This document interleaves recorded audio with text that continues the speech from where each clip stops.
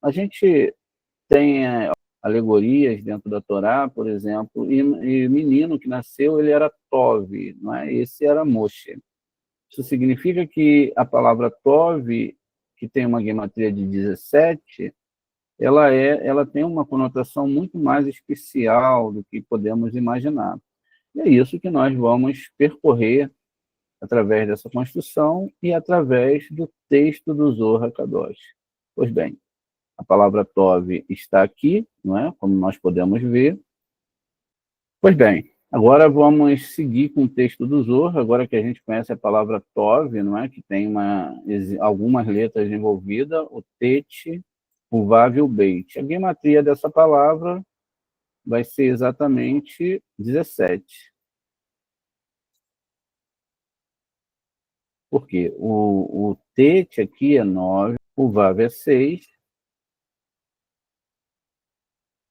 e o Beit é 2. Então, a somatória de 6 mais 9 mais 2 vai dar 17. Por isso que, quando está na Torá que Moshe nasceu, ele era Tov, né? Existiram algumas ligações também a cada 17 gerações, como é falado, né, no Zohar, nas suas explicações mais profundas da Torá. Pois bem, Tov em hebraico. Então, a gente continua aqui com a leitura. As 3 letras que compõem a palavra Tov, que é bom, não foram escolhidas arbitrariamente. Cada letra é um componente espiritual que compreende as forças chamadas bem. Em contraste com a palavra bom em inglês ou bom em português, as 4 letras, as 3 letras do português, por exemplo, aqui citado good, por si só, a letra G ou B do nosso idioma não transmite nenhum significado ou energia associada ao conceito de bem. Em hebraico, no entanto, cada letra é um elemento espiritual direto que produz a força que descreve.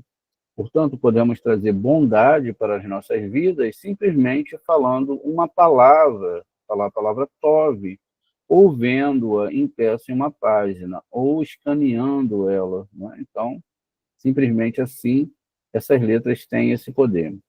E Elohim viu que a luz era boa. Isso é Bereshit 1:4. Diz aqui, ó, Vairá Elohim et Haor Kitov.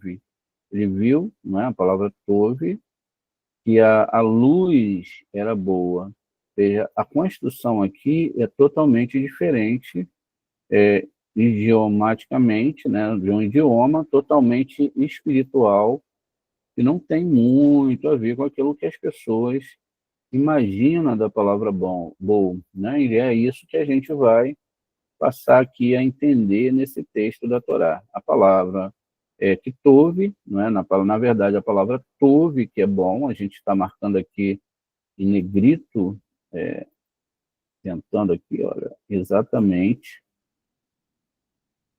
a palavra tove aqui, destaque nessa palavra, Vairá Elohim et Haor Kitov, né? A gente está lendo até aqui, e Deus viu que a luz era boa, né? Então, essa luz, Vairá, está envolvida aqui, ó, o alfabeto hebraico. É muito importante entender isso também, porque o alfabeto hebraico, ele forma, não é, exatamente essas energias que não podem ser formadas por outras letras. Isso é muito importante de se entender. Por isso que a gente está botando aqui o et, não é, para a gente poder fazer uma análise melhor das construções. Veja, na argumentação idiomática da Kabbalah, que é uma linguagem espiritual, e a linguagem que nós entendemos com a nossa letra. Veja, comparando com o nosso idioma, nós teremos aqui, então, a palavra não é bom. Lá é feita uma comparação com o idioma inglês, mas vamos aqui, veja, em si a palavra bom, no nosso idioma, não tem nenhuma espiritualidade, porque desentoa muito, não só em questões idiomáticas, mas também na sonoridade e também na energia. Veja, essa palavra aqui não tem nada a ver com essa palavra aqui. Ou seja, bom, tov, são sons totalmente distintos e têm totalmente uma linguagem inapropriada para a Torá. Assim como a gente também, às vezes, é obrigado a falar a palavra santo, graça, e todas essas palavras, na verdade, não têm espiritualidade nenhuma a nível de Torá. São palavras que usamos no cotidiano, que é a nossa língua portuguesa, que é uma língua com raízes gregas, não é? Tem que se entender isso também, é uma língua, desculpem falar, morta, né? Uma língua serve para o comunicado, tem seu porquê de existir, mas em nível de entendimento da Torá é uma língua morta. Por isso, lá em Sofonias 3:9, se não me falha a memória aqui, Deus falou que ia dar uma língua pura, não é? E essa língua pura não é que as pessoas vão falar coisas boas, é que eles vão voltar a entender o hebraico para entender toda a Torá, entender todos esses conceitos. Perceba também que, apesar das letras elas não serem vivas em outros idiomas, elas carregam uma espiritualidade da parte morta, não é?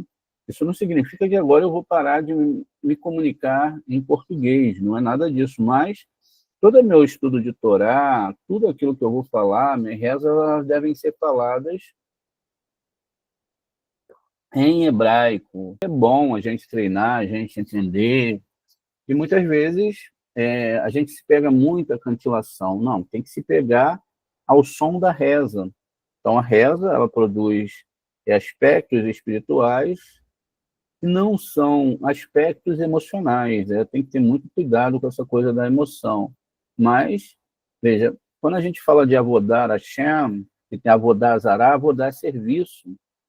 Quando a gente chega lá na parte de Devarim, no capítulo 12 e 13 ali, e são um só capítulo, na verdade, dividiram ali, houve uma intenção que até se seguiu na Torá, que eu não entendo por quê, que se divide o texto para se criar uma outra argumentação em relação à Torá. E aí, ali é dito, olha, vocês não vão fazer, não vão me servir como eles servem os seus deuses. Então, que a pessoa que se propusesse a entender a Torá, ela tinha que servir a Shem dentro da lógica do hebraico, dentro da lógica dessas letras espirituais. Qualquer serviço, por mais bonito que seja, qualquer canção, por mais bonita que seja, e existe muito disso por aí, veja, a sonoridade, né? Quando a gente vê aí todo verão surge uma nova música, um novo hit, e dura até o outro verão, vai surgir uma nova música romântica, vai surgir uma nova balada, veja, tudo é sonoridade. Agora, o que nós devemos observar é que toda sonoridade é espiritual. E aí, como que a gente entende? Elas geram argumentações, sons, mas elas também são formadas por letras hebraicas, que são desentoadas do seu som original, veja a palavra tov, bom, e cria agora um novo conceito espiritual dentro da pessoa. É lógico que é bom em hebraico não é o que é bom na palavra português. A gente pode analisar isso, por exemplo, nós achamos que toda vez que somos abençoados é bom, e é bom mesmo, mas veja, existem outras coisas boas que acontecem com uma pessoa, por exemplo, quando ela muda, acontece algo que não é tão agradável, e ela muda o seu caminho, né, em relação ao segmento da Torá. O que que acontece? Ela vai entender que esse amargo que tinha lá atrás serviu para levar ela para o doce. Então, o sistema de Hashem vai batendo sobre a pessoa até que ela possa entender isso. Quando ela fica totalmente ciente da responsabilidade que ela tem agora que prestar o quê? Um serviço a Avodah Hashem, e não a Avodah Zará. Muitas vezes nós fazemos a Avodah Zará porque queremos colocar rezas no nosso idioma, não aprendemos o hebraico, não entendemos. Por que não entendemos? Porque não priorizamos isso. Isso pode até levar uma pessoa a não acreditar. Veja, Tov está dentro da Torá, é uma palavra hebraica, é uma palavra carregada de significados, como a gente vai ver agora. Pois bem, então, aqui, né, Elohim viu a luz, que era boa, Bereshit 1:4. Aprendemos que todo sonho que é interpretado de acordo com Kitov, a palavra aqui, ou aqui de Kitov, como em aramaico, pressageia a paz acima e também abaixo. Para ele, esta pessoa está livre de qualquer acusação acima e abaixo, porque cada pessoa vê a letra em seu sonho de acordo com seu mérito e de sua conduta e ações. Se ele vê a letra Tete em seu sonho, é bom para ele e para seu sonho, pois a Torá mencionou a letra Tete pela primeira vez na frase Kitov. Isso é bom. Antes disso, não há menção da letra Tete, que faz alusão à luz, que brilha de um extremo ao outro do mundo. Portanto, essa letra Tete significa Tov, um bom significado, uma iluminação brilhando em completa perfeição.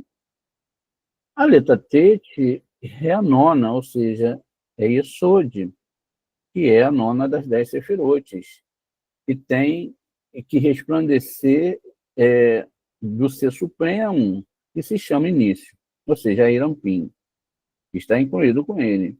E pelo poder da ocultação que está dentro do ponto vogal, né, forma-se o segredo da letra Yud, que é o ponto. A letra Vav, ou seja, Zerampim, surge pelo poder da letra Tete, e assim o céu, Zerampim, é formado por ela. Quando foi inconcluído, foi formada por um ponto que foi então escondido dentro dele. Depois, o segundo ponto que se estende, né, da letra Tete, brilhou dentro dele, duas fêmeas, uma superior, outra inferior, emergiu dele, dizendo assim, o superior e oculto, o inferior e o revelado, pelo segredo dos dois pontos, mas ainda existia apenas devido ao poder do ponto superior. Aqui a gente vai ter que fazer uma grande diferença para entender isso aqui. Pois bem, vamos entender aqui a primeira análise, não é? Do que está sendo falado aqui. A letra Tete, ela é contada como número 9, como a gente viu aqui. Então, ela está ligada a Yesod. Está vendo aqui essa Sefirot? Por quê? Ela está ligada a essa Sefirot pela questão, né, dela ser a nona Sefirot. A nona Sefirot que nós contamos lá de cima até aqui embaixo. Então, se nós começamos de Keter, como esse também é um número em hebraico, a letra Tet, ela é um número hebraico, contamos 1, 2, 3, 4, 5, 6, 7, 8, 9. Tá vendo? Então, ó. Já o Vav, ele representa, não é? Ele representa aqui, olha, a questão da gente ter o próprio Zerampim.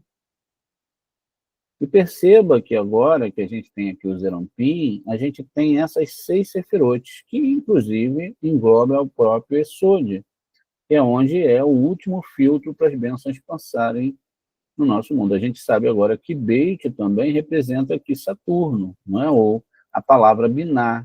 Então a gente está falando de mundos espirituais. Quais são os mundos que a gente está falando aqui? É importante frisar que a gente está falando de Yesod, que é chamado de Yosef dentro da Torá. A gente também está falando aqui, não é, da letra Vav, né? E a letra Vav é Zerampim. Então, é só para a gente configurar aqui, ó, Yesod, como está descrito aqui, que também chamamos de Lua, ou também de Yosef, não é? Ou esses nomes que a gente dá, aqui nós temos o Vav, que é o próprio Zerampim, veja, Zerampim, onde tem a segunda parte do nome divino, e ali acima, não é? Pode estar ligado aqui, Beit, Malhut também, mas pode estar ligado exatamente à questão de Biná, né? Veja, então, Biná, tá vendo?